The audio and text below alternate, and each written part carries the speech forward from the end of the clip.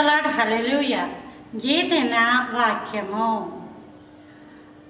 14వ తారీఖు 7వ నెల 2026వ సంవత్సరం. మన దేవుడు మాట్లాడుతున్న చక్కటి మాట. నహూము గ్రంథము 1వ అధ్యాయం 12వ వచనం. నేను నిన్నిక బాధ పెట్టను. మన దేవుడు ఎలా మాట్లాడుతున్నారు? బాధ పెట్టను. అసలు దేవుడు బాధ పెడతాడా అంటే కాదు, మనం అనుకుంటాం అలాగా. రూతు గ్రంథంలో నయోమి యెరూషలేము నుంచి మోయాబుకి వెళ్ళిపోతుంది. ఎల్కానా ఇది ఎలీమెలెకు తన యొక్క భర్త, మహులోను కిల్యోను ఇద్దరు కుమారులు. అక్కడ భర్తని కుమారుల్ని కోల్పోయి రూతు వార్ప తన దేశానికి వెళ్ళిపోద్ది. రూతు అయితే నీ జన్మే నా జన్మ, నీ దేవుడే నా దేవుడు, నేను నీతో పాటు వచ్చేస్తానని యెరూషలేమునకు వస్తుంది.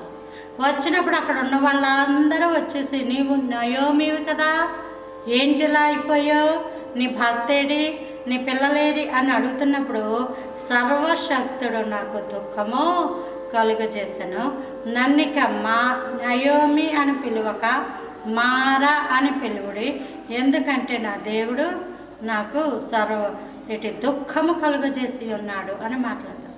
మన జీవితాలలో మనకి మనంగా తెచ్చుకున్న శ్రమలు కొన్ని దేవుడు అనుమతించింది. కాబట్టి నీ యొక్క శ్రమ నీకు నువ్వుగా తెచ్చుకున్నావా, దేవుడు అనుమతించాడా? దేవుని చిత్తము కాని వివాహము చెయ్యడం, దాని ద్వారా శ్రమలు వచ్చినప్పుడు ఆ శ్రమ దేవుడు అనుమతించాడు అనుకోకూడదు. అసలు ఆ వివాహమే అనుమతించలేదు, నీవే నీకు ఊహ కొలది నువ్వు వెళ్ళిపోయావు.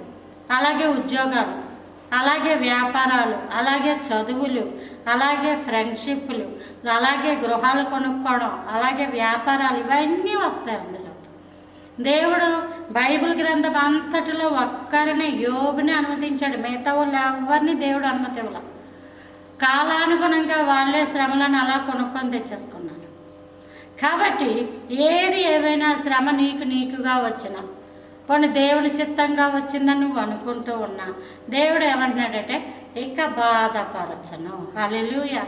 ఏ బాధ అయితే నువ్వు ఇంతవరకు అనుభవిస్తున్నావో దేవుడు నీతో సూటిగా చెప్తున్నాడు, బాధపరచడు.